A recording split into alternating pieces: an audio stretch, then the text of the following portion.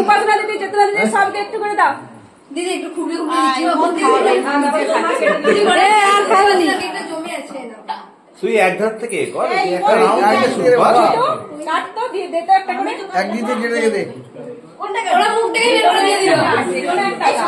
এটা কি দিচ্ছিস ওকে? আঙুল হাতটা দেখাচ্ছিস একটা টিপ নিয়ে কেটে তোলে এই নিজেই কেটে নিল, মহা সমস্যা। একটা কাজ করো, যা খাই